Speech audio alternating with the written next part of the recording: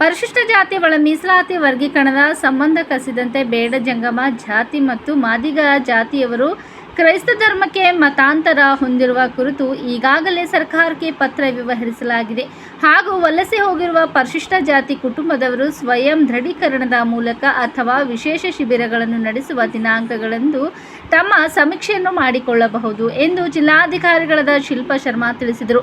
ಅವರು ಶುಕ್ರವಾರ ಜಿಲ್ಲಾಧಿಕಾರಿಗಳ ಕಚೇರಿ ಸಭಾಂಗಣದಲ್ಲಿ ಪರಿಶಿಷ್ಟ ಜಾತಿ ಒಳ ಮೀಸಲಾತಿ ವರ್ಗೀಕರಣದ ಸಮೀಕ್ಷೆ ಕುರಿತು ಕರೆದ ಸಭೆಯ ಅಧ್ಯಕ್ಷತೆ ವಹಿಸಿ ಮಾತನಾಡಿದರು. ಉಳಿದಂತೆ ಮಾಳೆಗಾಂವ್, ಮನ್ನೇಡಿ, ಆಣದೂರು, ಮೈಲೂರು, ಮುಸ್ತೂರಿ, ದಬಾಕ್ ಸಮೀಕ್ಷೆ ನಡೆಯುತ್ತಿಲ್ಲ ಎನ್ನುವ ಮನವಿ ಮೇರೆಗೆ ಉಪನಿರ್ದೇಶಕರು, ಸಹಾಯಕ ನಿರ್ದೇಶಕರು, ಸಮಾಜ ಕಲ್ಯಾಣ ಇಲಾಖೆಯವರು ಕ್ಷೇತ್ರ ಭೇಟಿ ನೀಡಬೇಕು. ಇನ್ನುಳಿದ 2 ದಿನಗಳಲ್ಲಿ ಮನೆ ಸಮೀಕ್ಷೆ ಕೊನೆಗೊಳ್ಳಲಿದ್ದು ಮತಗಟ್ಟೆವಾರು ವಿಶೇಷ ಶಿಬಿರ ಹಾಗೂ ಸ್ವಯಂ ದೃಢೀಕರಣದ ಮೂಲಕ ಕ್ಷೇತ್ರದಲ್ಲಿ ಯಾವುದೇ ರೀತಿಯ ಸಮಸ್ಯೆ ಉಂಟಾದರೆ ಅಧಿಕಾರಿಗಳು ಶೀಘ್ರ ಸ್ಥಳಕ್ಕೆ ಭೇಟಿ ನೀಡಿ ಪರಿಶೀಲನೆ ನಡೆಸಿ ಸಮಸ್ಯೆಗಳ ಅಹವಾಲು ಸ್ವೀಕರಿಸಿ ಕ್ರಮ ಕೈಗೊಳ್ಳಬೇಕು ಎಂದು ಬೀದರ್ ದಕ್ಷಿಣ ಕ್ಷೇತ್ರದ ಶಾಸಕರಾದ ಡಾಕ್ಟರ್ ಶೈಲೇಂದ್ರ ಬೆಲ್ದಾಳೆ ಅವರು ಹೇಳಿದರು. ಬೀದರ್ ದಕ್ಷಿಣ ಕ್ಷೇತ್ರದ ಮನ್ನೆಖೇಡಿ ಗ್ರಾಮದ ಮುಖ್ಯ ರಸ್ತೆಯಲ್ಲಿ ಅಕಾಲಿಕ ಮಳೆಗೆ ನೀರು ಸಂಗ್ರಹವಾಗಿರುವ ಹಿನ್ನೆಲೆಯಲ್ಲಿ ಸ್ಥಳಕ್ಕೆ ಭೇಟಿ ನೀಡಿ ಪರಿಶೀಲನೆ ನಡೆಸಿ ಮಾತನಾಡಿದರು.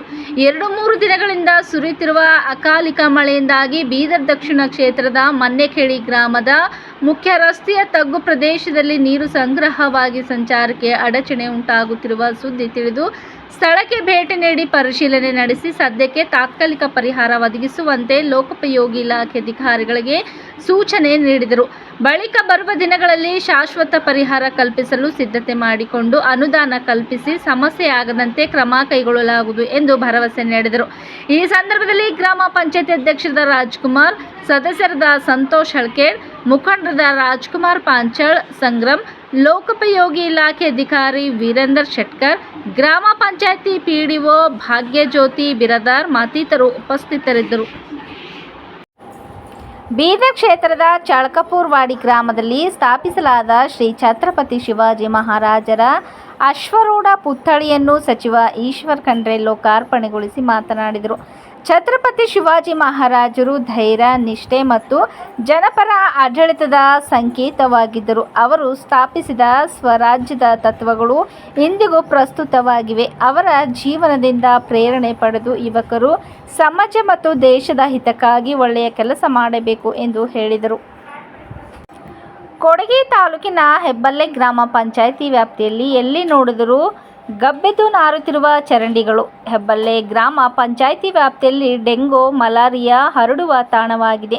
ನೀರು ಹರಿದು ಹೋಗಲು ಚರಂಡಿ ವ್ಯವಸ್ಥೆ ಇಲ್ಲ. ಮಳೆ ನೀರು ಮನೆಗಳ ನೀರು ರಸ್ತೆಯ ಗುಂಡಿಗಳಲ್ಲಿ ನಿಂತು ಸೊಳ್ಳೆಗಳ ಉತ್ಪಾದನೆಯಾಗಿ ಸಾಂಕ್ರಾಮಿಕ ರೋಗಗಳು ಹರಡಲು ಕಾರಣವಾಗಿದೆ. ಈ ಬಗ್ಗೆ ಸ್ಥಳೀಯ ಗ್ರಾಮ ಪಂಚಾಯಿತಿ ಅಧಿಕಾರಿಗಳು ಹಾಗೂ ಜನಪ್ರತಿನಿಧಿಗಳ ಗಮನಕ್ಕೆ ತಂದರೂ ಸಮಸ್ಯೆ ನಿವಾರಿಸಿಲ್ಲ ಎಂದು ಸ್ಥಳೀಯ ನಿವಾಸಿಗಳು ದೂರುತ್ತಿದ್ದಾರೆ.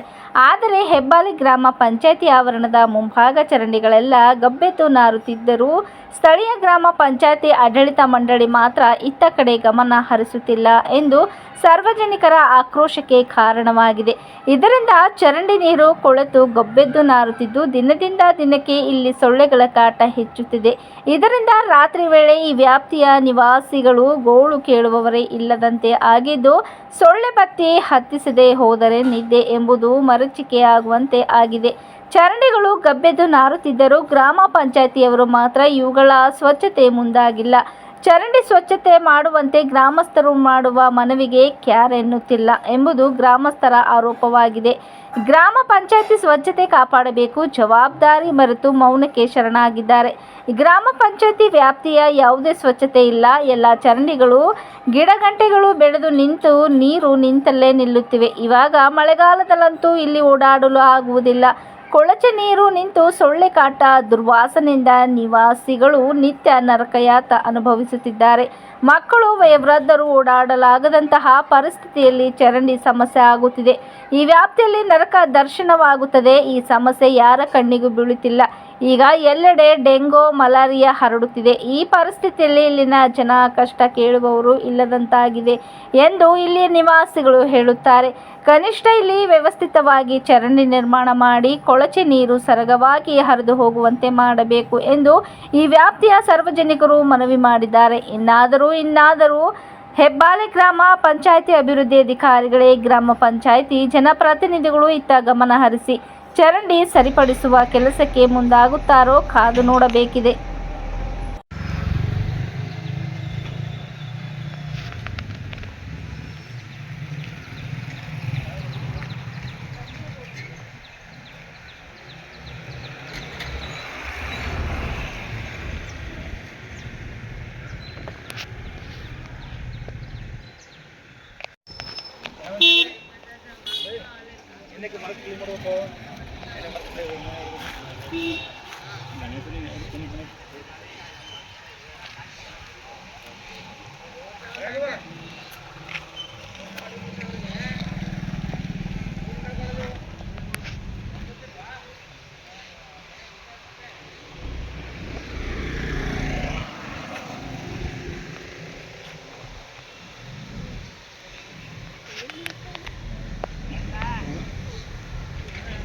ಮೀನು